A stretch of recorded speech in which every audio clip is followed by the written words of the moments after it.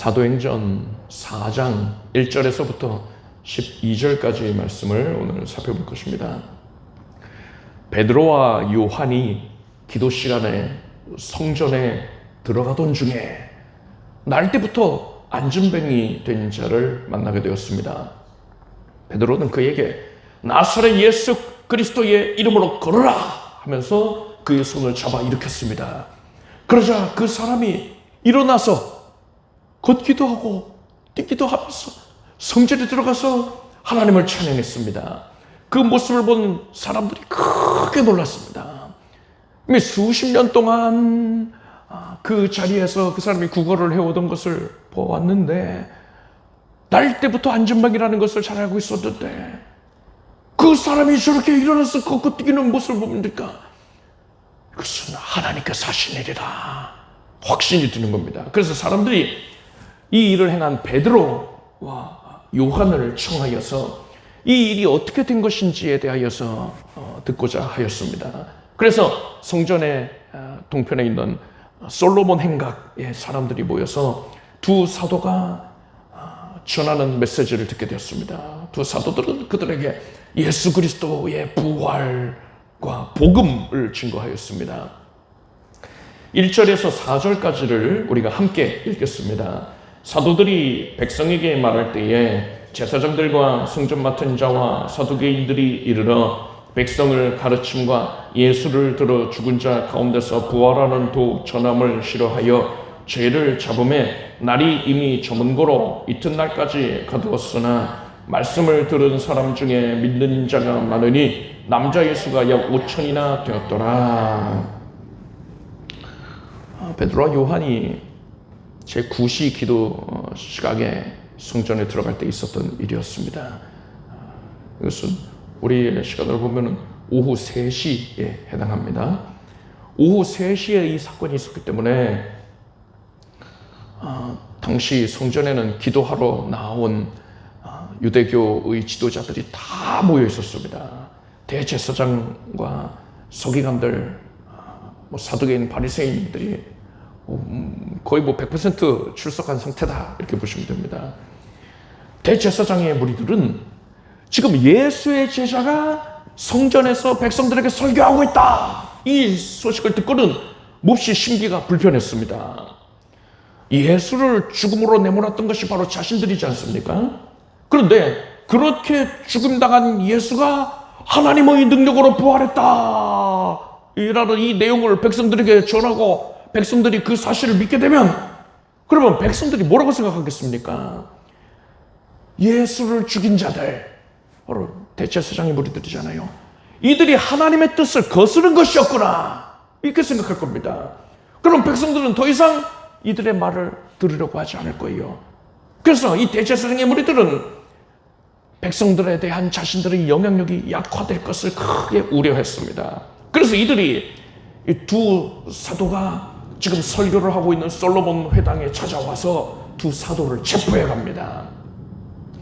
이들은 지금 백성들 앞에서 보란듯이 이 두 사도를 결박해서 끌고 가고 있는 겁니다. 이 메시지를 주고자 하는 것이지요. 백성들에게 이 사람들이 지금 전했던 내용들은 위험한 사상이다. 정통 신앙에서 벗어나 있는 이단 사상이다. 이런 메시지를 주고자 하였던 겁니다. 사도들이 체포된 시점은 오후 6시가 다 되었던 때였던 것으로 보입니다. 그래서 이제 곧 날이 저무니까요. 하루 일과를 마쳐야 될 시점이니까 이 두 사도들에 대한 재판, 산헤드린 공회의 재판이 열릴 수가 없는 시점이었단 말입니다. 그래서 다음날 재판이 열리기까지 이 두 사도는 날이 밝을 때까지 이 감옥에 갇혀 있어야만 했습니다. 그런데 이 두 사도가 복음을 전했던 그 짧은 시간 동안, 그러니까 3시간이 안 되는 그 짧은 시간 동안에 복음을 들었던 사람들 중에서 성인 남성의 수만 약 5천 명이 예수님을 믿게 됐습니다. 여인들과 아이까지 합하면은 10,000명은 좋게 될 인원일 것이란 말입니다.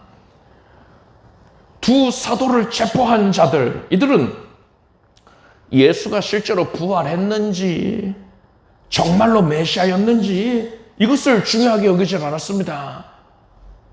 그보다 더 정확한 말은 뭡니까? 절대로 예수는 부활하지 않았어. 부활했다는 사실 앞에, 그 증거 앞에서도 절대로 그랬을 리가 없어 하고 부인했고요. 예수가 메시아일 리 없어. 아무리 증거를 갖다 줘도 그것을 믿지 않는 겁니다. 이들은 그저 자신들의 영향력이 약화된 것에만 집중했습니다. 이들은 하나님의 뜻에는 관심이 없었고 세상 영광에만 관심이 있었던 겁니다. 그래서 이들은 생명 얻는 진리가 눈앞에 밝히 드러나 있는데도 불구하고 진리를 거스르고 복음을 대적하였던 것입니다. 이렇게 이들이 온갖 악한 행실로 복음을 대적하고 복음 전하는 일꾼들을 핍박했습니다. 여러분, 그런데요, 그럼에도 불구하고 5,000명이 넘는 인원이 믿게 되었다. 두 사도가 체포되어 끌려가는 것을 보면서도 5,000명 넘는 사람들이 믿게 되었다 하지 않았습니까? 어떻게 이럴 수가 있는 겁니까? 마가복음 1장 1절을 보니까 하나님의 아들 예수 그리스도 복음의 시작이라 했어요. 부활이요 생명 되신 주 예수 그리스도가 곧 복음 자체이시라는 겁니다. 그렇기 때문에 복음은 예수 그리스도의 생명을 가지고 있는 거예요. 예수 그리스도의 생명을 누가 꺼뜨릴 수 있겠습니까? 마귀가 예수를 십자가에 못 박아 죽였지만 부활하셨잖아요. 생명의 주이시기 때문에 그런 겁니다. 그래서 마귀가 제 아무리 복음을 회방하고 핍박한다 하더라도 절대로 복음을 꺼뜨릴 수가 없는 거예요. 오히려 그러면 그럴수록, 복음을 짓밟으면 짓밟을수록 어떻게 되느냐? 복음의 불길이 더 크게 번져나가게 되는 겁니다. 대표적인 예로, 여러분, 이제 우리가 사도행전 이후에 전개되는 내용을 보면은요, 얼마 지나지 않아서 예루살렘 교회에 대대적인 박해가 있을 겁니다. 스데반 집사가 죽임당하고 수많은 성도들에게 어마어마한 시련이 닥칠 거예요. 그로 인해서 사도들을 제외한 일반 성도들은요, 자기 목숨을 부지하기 위해서 로마 제국 전 지역으로 뿔뿔이 흩어지게 될 겁니다. 그리고 이것이 바로 각 지역에 복음이 전해지고 교회가 세워지는 계기가 되는 겁니다. 로마 제국의 수도인 도시 로마에 세워진 교회, 로마 교회가 바로 그렇게 세워진 거예요. 로마 교회는요, 목회자가 선교 여행을 해가지고 그곳에 방문해서 세운 교회가 아니었어요. 예루살렘에서 시작된 핍박으로 인해서 복음의 불길이 로마에까지 번져나가서 로마에서 예수를 믿게 된 성도들이 자발적으로 세운 그런 교회인 것입니다. 따라서 여러분이 복음을 전할 때에 핍박을 받게 되거든, 그것 때문에 절대로 낙심하지 말기를 바랍니다. 왜요? 복음에는 예수 그리스도의 생명이 있습니다. 따라서 우리는 그런 핍박, 박해를 당할 때에 하나님께서 이 일을 통하여서 복음의 불길이 더 번져나가게 하시는구나. 지금 내가 겪고 있는 이러한 박해, 이러한 핍박은 그 불길을 더 크게 번져나가게 하는 바람이 될 것이다. 이렇게 고백하길 바랍니다. 하나님께서 그러한 여러분의 믿음의 고백이 옳았다는 것을 증명하여 주실 것입니다. 5절에서 10절까지를 함께 읽겠습니다. 이튿날에 관원과 장로와 서기관들이 예루살렘에 모였는데 대제사장 안나스와 가야마와 요한과 알렉산더와 및 대제사장의 문중이 다 참여하여 사도들을 가운데 세우고 묻되 너희가 무슨 권세와 네 이름으로 이 일을 행하였느냐? 이에 베드로가 성령이 충만하여 가로되 백성의 관원과 장로들아, 만일 병인에게 행한 착한 일에 대하여 이 사람이 어떻게 구원을 얻었느냐고 오늘 우리에게 질문하면 너희와 모든 이스라엘 백성들은 알라. 너희가 십자가에 못 박고 하나님이 죽은 자 가운데서 살리신 나사렛 예수 그리스도의 이름으로 이 사람이 건강하게 되어 너희 앞에 섰느니라. 다음날 아침에 산헤드린 공회가 소집이 되었습니다. 산헤드린 공회는 유대인의 최고 의결기구입니다. 산헤드린 공회원은 대략 70명 가량이 있었는데 이들은 오늘날 우리로 치자면은 국회의원의 버금가는 그런 권위를 가지고 있었습니다. 역할은 조금 다르다 할지라도 그만한 권위를 가지고 있었던 거예요. 그런 자들이, 여러분 생각해 보십시오. 그런 자들이 빙 둘러앉아서 그 가운데에 베드로와 요한을 세우던 겁니다. 그리고서는 너희가 무슨 권세와 네 이름으로 이 일을 행하였느냐? 이렇게 묻습니다. 여러분, 이것은요, 단순하게 궁금해서 도대체 무슨 권세로 이 일을 행한 건가요? 묻는 게 아니에요. 백성들은 앞에서 이 전날을 솔로몬 행각에 모여서 도대체 어떻게 이런 일이 있을 수 있었던가? 이렇게 순수한 의도에서 베드로에게 묻는 것 아니었습니까? 근데 이들은요, 지금 이 두 사도를 사내들의 그 권위로서 압도하고자 하는 겁니다. 그래서 사내들인 공회에 끌려 나와서 신문을 받는 대부분의 사람들은 여기 앞에 서게 되면은 대부분이 두려워서 긴장해서 제대로 말도 하지 못하게 될 거예요. 여러분, 베드로가 어떤 사람이었습니까? 예수께서 잡히시던 날 밤에 어느 여종이 너도 예수의 제자가 아니냐 하는 이 말을 듣고는 나는 예수를 모른다 하면서 3번씩이나 부인하지 않았습니까? 베드로는요, 겁쟁이였어요. 겁쟁이 중에 겁쟁이였습니다. 목소리만 컸지 실장은 겁쟁이였단 말이에요. 그럼 베드로가 그 상태 그대로 사내들인 공회에 끌려 나왔다면은요, 신문을 받을 때 벌벌벌벌 떨면서 새파랗게 질려가지고서는 그저 공회원들이 듣기 좋아할 만한 말만 할 수밖에 없었을 겁니다. 그런데 베드로는 그들에게 뭐라고 했습니까? 너희와 모든 이스라엘 백성들은 알라. 너희가 십자가에 못 박고 하나님이 죽은 자 가운데서 살리신 나사렛 예수 그리스도의 이름으로 이 사람이 건강하게 되어 너희 앞에 섰느니라. 담대하게 외쳤어요. 조금 더 두려워하지 않는단 말입니다. 어떻게 이럴 수가 있었던 겁니까? 그 답이 8절에 나와 있어요. 8절을 보니까 이에 베드로가 성령이 충만하여 가로되 했습니다. 성령이 충만했다. 베드로가 성령 충만했기 때문에 담대했던 거예요. 그렇다면 그 이전에 예수님을 3차례나 부인했던 베드로는 어떤 상태였습니까? 그때 이 베드로는 성령 충만하지 않았던 거예요. 그러니까 예수님을 부인했던 겁니다. 그렇지만 지금 베드로는 성령으로 충만한 상태이고, 그렇기 때문에 지극히 담대하여서 진리를 증거하고 있는 거예요. 생각해 보십시오. 어린아이가 골목을 지나서 집으로 가야 합니다. 그런데 나쁜 아이들이 길을 막고 있어요. 뭐 나쁜 아이들이니까 연령대를요, 여러분 한 5살 정도로 생각해 보세요. 아주 애기들입니다. 자기들끼리도 근데 막 괴롭히는 그런 게 있다고 생각을 해보세요.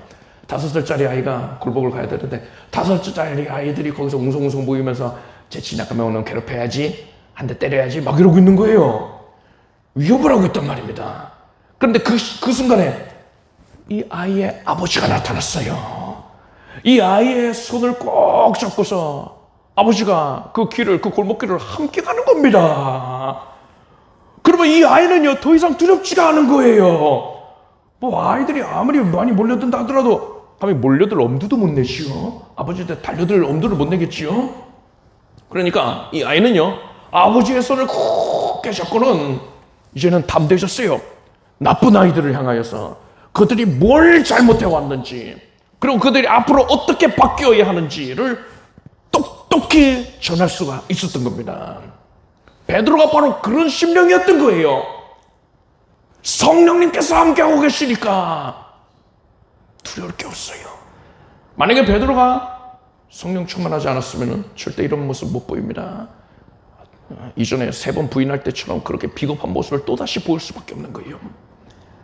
그런데 성령 충만한 베드로는 성령께서 주신 지혜로 또한 축적하게 되었어. 마땅히 말할 바를 주겠다 하셨잖아요. 그렇죠? 하나님께서 마땅히 말할 바를, 진리를 그 입술에 두셨습니다. 그래서 베드로는 그 위기의 상황인데도 불구하고 담대하게 복음을 증거하였던 것이에요. 여러분, 우리가 성령으로 충만하지 않으면 우리는 그저 마귀에게 유린당할 수밖에 없습니다. 실족하고 뒤로 물러나 침륜에 빠질 수밖에 없어요. 그렇기 때문에 우리는 반드시 성령 충만을 받아야 합니다. 우리가 성령의 전신갑주를 입을 때에 마귀는 우리를 결코 함부로 대할 수가 없는 것이고, 우리는 마귀의 진을 성령의 권능을 힘입어서 능히 무너뜨릴 수가 있게 되는 것입니다. 여러분이 얼마나 지금 연약한지, 그간 실패해 왔는지, 하나님을 그지죽게 드렸는지, 그건 중요치 않아요. 지금 이 순간에 여러분이 성령을 구하면 구하는 자에게 성령 주시지 않겠느냐, 이 말씀처럼 아버지께서 반드시 성령을 맡겨주십니다. 여러분의 그전에 보였던 연약한 모습, 그것이 여러분의 발목을 잡지 못하게 하세요. 성령의 권능은 그것 때문에 여러분에게 못 임하는 게 아닙니다. 그렇게 성령을 제약짓지 마십시오.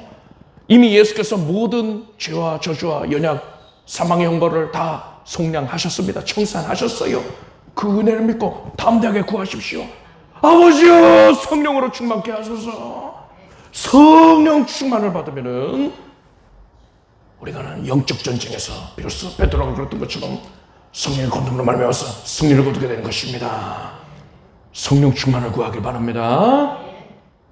11절을 우리가 함께 읽겠습니다. 이 예수는 너희 건축자들의 버린 돌로서 집 모퉁이 머릿독이를 되었느니라. 이 말씀은 베드로가 시편 118편을 인용한 것입니다. 성전을 건축하는 자들이, 기술자들이지요. 이들이 어떤 돌을 보면서 이건 못 쓰는 돌이야 하고서는 내다 버린 돌이 있습니다. 그런데 나중에 그 돌이 성전의 기초석이 되었다는 거예요. 여기서 이건 못 쓰는 돌이야 하면서 버림을 받았던 이 돌은 바로 예수 그리스도를 의미합니다. 유대교의 지도자들이 예수를 저주하고 십자가에 못 박아 죽였습니다. 그런데 하나님께서는 그런 예수를 부활케 하여서 인류를 구원하는 구세주로 삼으신 거예요. 베드로는 이렇듯 예수님이 죽임당하시고 부활하신 것이 성경의 예언이 성취된 것이다 라고 증거하고 있는 것입니다. 만약에 산헤드린 공회의 의원들이 성경을 진실로 믿고 있다면 그 성경의 예언이 예수님을 통해서 성취가 되었으니까 예수님을 구세주로 믿으라고 강권하고 있는 것입니다. 12절 말씀을 우리가 함께 읽겠습니다. 다른 이로서는 구원을 얻을 수 없나니 천하 인간의 구원을 얻을 만한 다른 이름을 우리에게 주신 일이 없음이니라 하였더라. 세상을 창조하신 하나님께서는 세상에 적용이 되는 법칙과 원리들을 만드셨습니다. 하나님은 그러한 법칙과 원리에 의하여서 세상이 하나님의 뜻대로 주관되게 하셨어요. 대표적으로 중력의 법칙을 들 수 있습니다. 서로 중력을 가진 존재들이, 질량 있는 존재들이 서로 잡아당기는 것으로 쉽게 설명을 할 수가 있죠. 그래서 사과를 손을 놓으면 그것이 땅으로 떨어지지 않습니까? 지구에게 가까이 다가가는 거예요. 끌려가는 거예요. 어떤 사람이 이러한 중력의 법칙이 싫다고 해서 나는 중력을 인정할 수 없어 라고 한다고 해서 그 사람이 중력을 벗어날 수 있습니까? 몸이 둥둥둥 떠오르나요? 그러지 않잖아요. 이 사람이 높은 건물 꼭대기에 올라가가지고 나는 중력을 인정하지 않겠다 외치고서는 거기서 뛰어내린다면 어떻게 되겠습니까? 자기만 손해인 거예요. 그렇기 때문에 사람은 뭐 중력을 부인하고 할 것이 아니라 오히려 중력에 순응하고 하나님이 만들어 놓으신 이런 중력의 법칙을 연구하고 그것을 활용하려고 하는 것이 지혜로운 모습이라고 할 수가 있는 것입니다. 물질 세계에만 이런 법칙이 있는 게 아닙니다. 하나님께서는 영적 세계에도 법칙과 원리들을 만들어 놓으셨어요. 가장 중요한 법칙, 가장 중요한 원리가 뭡니까? 대속의 법칙, 죄사함의 원리라고 할 수 있습니다. 죄인들이 아무리 애를 쓰고 노력을 해도 자기 죄를 씻을 수가 없고 하나님께 나아갈 수가 없는데, 하나님을 섬길 수가 없는데, 하나님이신 예수 그리스도께서 사람이 되어 오셔서 사람의 죄를 짊어지고 대신하여 죄값을 치러주셨다. 이 사실을 사람이 믿기만 하면 그 사람은 죄 사함을 받아서 구원을 얻고 하나님 앞에 나아가서 하나님을 섬길 수 있게 된다. 여러분, 이것이 바로 죄 사함의 원리, 대속의 법칙인 것입니다. 이것을 우리가 진리라고 부르죠. 가장 핵심적인 진리라고 할 수가 있습니다. 그런데 이러한 진리를 알지 못하거나 또 알고도 의도적으로 거부하는 자들이 있습니다. 이들은 그것을 거부하고, 진리를 거부하고 자신이 직접 사람의 생각으로 사람이 구원을 받아서 하나님을 섬길 수 있는, 절대자를 섬길 수 있는 그러한 법칙과 원리를 만들고자 했어요. 그런 중력을 인정하지 아니하고 나는 다른 법칙을 선언하겠다, 이렇게 말하는 것과 같은 것이죠. 여러분, 이게 바로 세상 종교입니다. 여러분, 이렇게 그들이 관념적으로 자기 상상으로 만들어낸 법칙과 원리들, 그것이 실제로 그들을 구원할 수 있겠습니까? 없죠. 그는 실체가 없는 것이기 때문에, 비진리이기 때문에 그것을 신봉하는 것은 헛된 수고에 불과한 것입니다. 세상에 참으로 많은 종교들이 있습니다. 대표적으로 불교가 있지요. 불교는 모든 갈등이 욕심에서 비롯된다고 생각합니다. 그래서 욕심을 갖는 것은 사람이 생각하기 때문이다. 그러니까 욕심 안 가지려면 생각을 안 해야 되는데, 생각을 안 하는 것은 자기 비움의 경지, 무념무상을 하게 되는 것이다. 무념무상의 경지에 이르러야 된다라고 얘기를 하죠. 이게 바로 해탈의 경지라고 말을 합니다. 그래서 이렇게 해탈의 경지에 이를 때에 비로소 윤회, 죽었다가 곤충으로 태어났다가 동물로 태어났다가 사람으로 태어났다가 선한 일을 하면 사람으로 태어나고 그런 거 있지 않습니까? 그런 윤회의 고리에서 비로소 끊어져 나와서 극락에 들어갈 수가 있다. 이런 해탈해야지만 윤회에서 나와서 극락에 들어간다. 이렇게 가르치는 종교예요. 가톨릭은 어떻습니까? 가톨릭은요, 예수님 외에도 사람이 예수의 어머니 마리아를 통하여서 하나님께 나아갈 수 있다라고 가르칩니다. 그리고 중요한 차이점이 있어요. 기독교회와 개신교회와 차이점이 뭐냐? 이들은 사람이 믿음으로만 구원을 받는다 하지 않습니다. 착한 행위, 공로를 통하여서 구원을 이룰 수 있다고 합니다. 그래서 그들은 뭐라고까지 얘기를 하느냐? 사람이 죽으면 천국과 지옥의 중간 처소인 연옥을 자기들이 만들어냈어요. 연옥이라는 곳에 가게 되는데, 아무리 가톨릭 성당에 열심히 출석한 사람이라 하더라도 그 성인으로 추앙받지 않은 사람은 천국에 곧바로 직행하지 못하고 연옥에 간다, 이런 거예요. 연옥에 가가지고 여기서 이제 천국에 가보고 싶은데 자꾸 막 지옥으로 내려가려고 그러네 하면서 괴로워한다는 거죠. 그래서 어떻게 되느냐? 이 땅에 있는 가족들이 죽은 성도를 위하여서 제사를 많이 드려주면, 이게 이제 연옥 제사입니다. 제사를 많이 드려주면은 점점 천국에 가깝게 되어서 결국에는 천국에 입성하게 된다라는 거예요. 그렇기 때문에 연옥 제사를 많이 드리면서 돈을 많이 벌지요. 세상 사람들은 이 기독교라는 범주 안에, 기독이라는 것은 여러분 그리스도라는 뜻입니다. 그리스도의 한자어예요. 기독교 안에 가톨릭과 개신교, 개혁신교를 함께 포함을 시키고 있지요. 편의상 그렇게 한 것인데, 그렇기 때문에 성도님들 중에 많은 분들이 이 개신교, 우리가 이제 개신교 아닙니까? 이 개신교가 가톨릭에서 나온 것이다. 가톨릭과 서로 비슷하다. 이렇게 생각하시는 분들이 많아요. 그런데 여러분, 절대 그렇지가 않습니다. 우리가 지금 사도행전에서 살펴보고 있는 이 초대교회 시대 그 이후에는요, 이제 중세 시대가 들어가게 됩니다. 중세 시대가 되면서 교회가 우상 숭배에 빠지게, 우상 숭배의 전통이 게르만족들의 우상 숭배 전통이 들어오게 됩니다.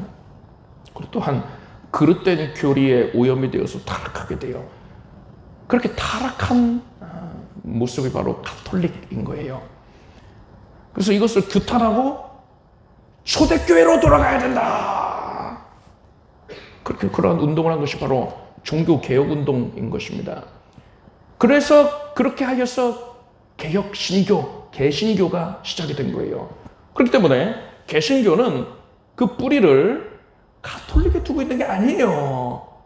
가톨릭과는 상관이 없는 겁니다. 뿌리를 초대교회, 우리가 지금 살펴보고 있는 사도행전의 초대교회에 그 뿌리를 두고 있는 것입니다. 절대 가톨릭에서 파생되어 나온 게 아닌 겁니다. 자, 이슬람교는 어떻습니까?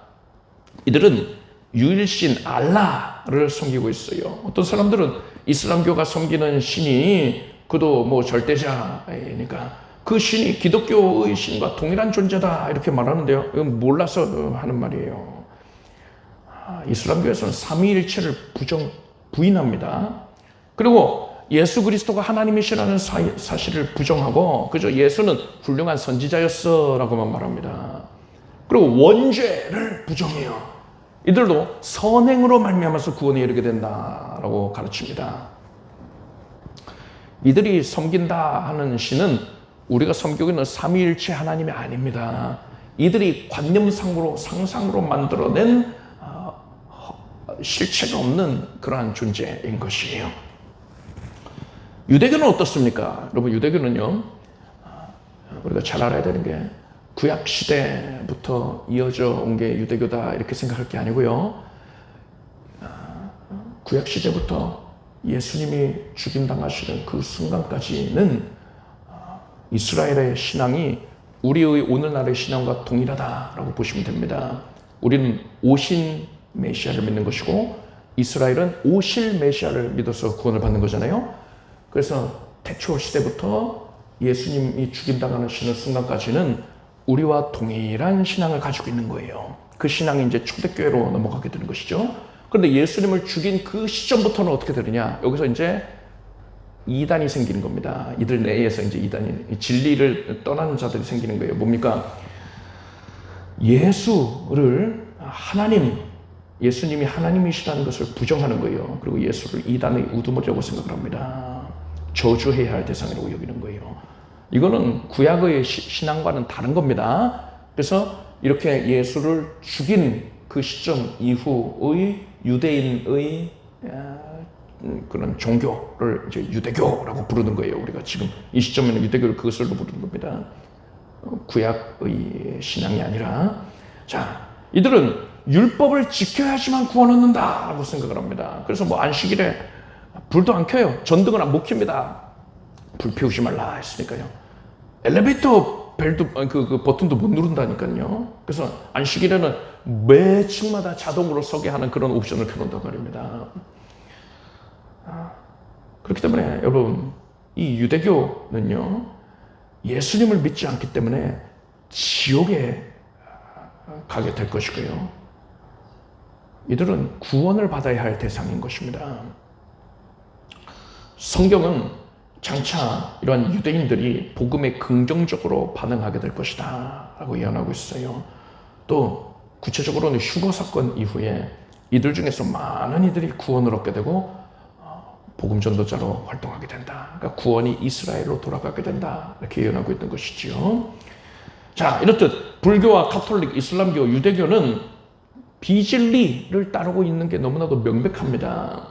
그런데 여러분, 우리 근처에는요, 이렇게 명백하게 나 비진리요 하는 게 아니라 진리인 듯 가장을 하고서 비진리를 가르치는 곳들이 있습니다.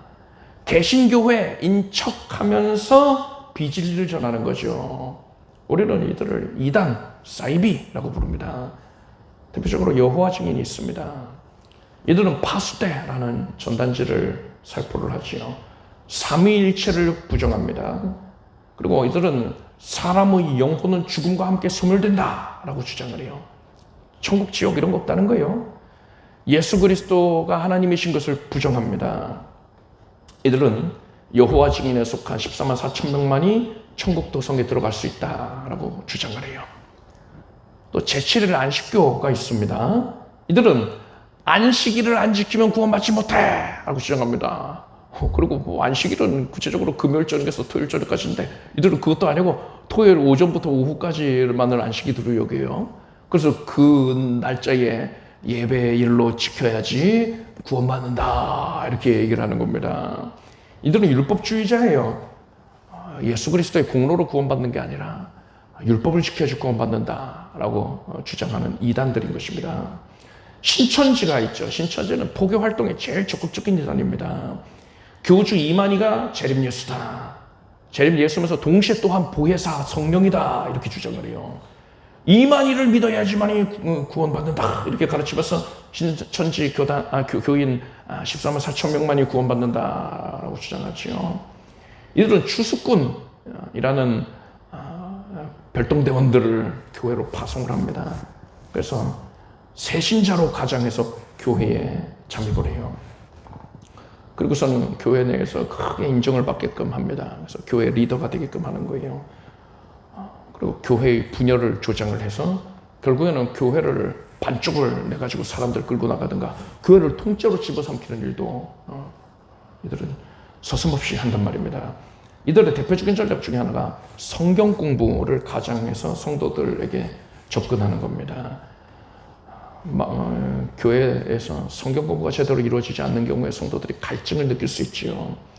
그래서 너희 교회 이런 것도 안 가르쳐주지? 이런 것도 안 가르쳐줬지? 나쁜 교회다. 아유 안 됐다 야. 나 성경 공부 잘 하는데 알고 있거든? 어느 선교사님이 지금 들어와서 성경 공부 가르쳐주고 있거든? 그러니까 너도 같이 가서 배우자 이러는 거예요. 이런 사람 추수꾼일 가능성이 대단히 큽니다. 여러분은 우리 교회 밖에서 하는 성경 공부에는 일절 관심을 갖지 말기를 바랍니다. 그리고 또 이단 중에 또 요즘 이 교주의 성추문 사건으로 인해서 지탄받고 있는 JMS가 있지요. 이들은 마지막 때에 예수님이 직접 재림하시는 게 아니라 영만 강림을 한다 이렇게 주장을 해요. 그러면서 어디에 강림하냐? 사람을 택했는데 그 사람이 누구냐? 교주 정명석이라는 거예요. 그 정명석의 몸에 예수의 영이 강림했다. 재림 예수다라는 겁니다. 그 외에도 뭐 교리적으로 봤을 때 뭐 말도 안 되는 얼토당토하는 얘기들을 하죠. 성경을 자기 멋대로 해석을 한단 말입니다. 또 교주가 성도들을 가스라이팅 해가지고 자기 노예로 만들었어요. 성노리개로 착취하고 있단 말입니다. 자, 이렇듯 여호와의 증인이나 제7일 안식교, 신천지, 그 외에 여러 이단들에 대하여서 우리는 그들의 위험성을 인식하고 적극적으로 경계를 하고 있습니다. 그런데 여러분, 이렇게 잘 알려진 이단들 외에 많은 사람들이 이단인 줄도 모르고 이단이라고 상상도 못하고 있는 그런 이단들이 있어요. 이 이단들이 최근 20-30년 사이에 세를 크게 불렸기 때문에 뭐 앞에서 언급한 이단과 비교할 수 없을 만큼 전 세계적으로 강력하게 그 세를 불렸기 때문에 우리는 오늘날 바로 이 이단을 가장 경계해야 한다 할 수 있습니다. 그들이 누굽니까? WCC와 WEA예요. 이들은 기독교회를 일치화시켜야 된다라고 주장을 합니다. 뭐 기독교회를 일치화시켜야지 더 큰 힘을 발휘해서 복음을 능력 있게 증거하지 않겠느냐 이런 주장물 자체를 비판할 수는 없죠. 이런 운동이 건강한 방향으로 흘러간다면 굳이 막을 이유가 없습니다. 협조를 해야겠죠. 그런데 이들은 뭐라고 하느냐? 가톨릭도 좋고 이슬람도 좋고 불교도 좋고 무속신앙도 좋고 온갖 뭐 신앙은 다 좋다는 거예요. 그래서 세상 모든 종교를 하나로 통일하자는 겁니다. 영성이라는 공통분모를 가지고 다 영성을 추구하는 거 아니냐. 그러니까 영성이라는 공통분모 안에 모든 종교는 하나가 될 수 있다는 거예요. 저 예전에도 언급한 적이 있지만 WCC의 한국 지부라고 할 수 있는 KNCC의 홈페이지에 이런 기도문이 실려 있습니다. 이 기도문을 읽어보면 그들의 정체를 알 수가 있어요. 하늘에 계신 하나님, 부처님, 성모 마리아님, 소태산 대종사님, 부디 이 땅에 죽임의 구판 대신에 신명나는 살림의 구판이 벌어지도록 인도해 주십시오. 나미아미타불 아멘. 여러분, 이게 이들의 실체예요. 다른 큰 교회들 보면은요, WCC에 속해 있는 교회들 보면, WCC 나쁜 거 아니에요. 여러분, 그 비난하는 사람은 그 편협한 자입니다. 분란을 조장하는 자들이에요. 그들 말 듣지 마세요. WCC는 좋은 곳이고요. 또 약간의 문제는 있을 수 있죠. 사람이 많이 모이니까 문제가 있을 수 있죠. 그렇지만 우리가 거기 들어가서 그들을 변화시키면 됩니다. 그게 우리의 사명입니다. 이런 식으로 호도하는 자들이 많아요. 그게 할 짓입니까? 사단의 해에 성도들을 끌고 들어가면서. 여러분, 이 WCC 그 상위단체를 할 수 있는 WEA, 이들이 이단이 아니면 뭐가 이단이겠습니까? 예수 외에 다른 구원을 전하잖아요. 예수 믿는 척하면서 이게 이단이에요. 그런데 많은 성도들이 이들에 대한 이들 교계 지도자들 혹은 거기에 속한 교회들에 대한 경각심을 갖고 있지 않단 말입니다. 이게 큰 문제입니다. 방금 우리가 읽었던 사도행전 4장 12절의 본문에서 베드로는 다른 이로서는 구원을 얻을 수 없나니 천하 인간의 구원을 얻을 만한 다른 이름을 우리에게 주신 일이 없음이니라 선포했습니다. 아멘 하시기 바랍니다. 이게 진리예요. 이 말씀에서 벗어나서 예수 이외에 다른 구원의 방법을 내세우는 모든 사상, 그건 다 비진리입니다. 세상에서 기독교도 개신교도 종교의 테두리 안에 들어있으니까 모든 종교들이 다 존중할 가치가 있지 이렇게 생각하는데 아니에요. 그 편의상 종교라는 분류를 만들어서 기독교 중에 개신교가 포함이 되게 한 것이지, 여러분, 우리는 진리를 따르는 자들이고 그 외에는 비진리를 따르는 자들입니다.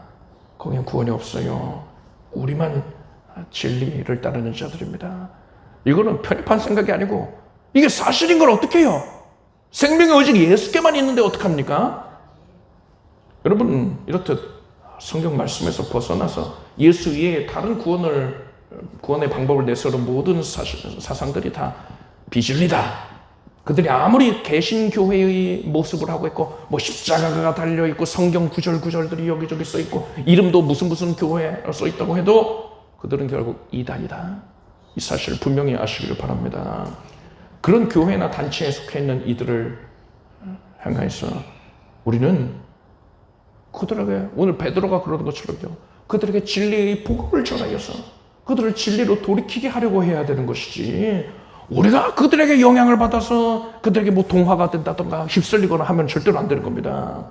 여러분, 우리는 지금 마지막 때, 말세에서도 마지막 시점을 살고 있습니다. 계시록을 보면은 7년 환란의 때에 종교연합체의 수장인 거짓 선지자가 등장해서 왕성하게 활동하지 않습니까? 그것을 위해서 지금 예비되고 있는 거예요. 오늘날에 진리를 대적하고 또 진리와 비진리를 섞으려는 시도가 곳곳에서 왕성하게 일어나고 있습니다. 각종 우상 종교들, 제가 앞에서 언급했던 그런 우상 종교들 뿐 아니라 이단들도 크게 힘을 얻고 있는 데에는 그런 이유가 있는 거예요.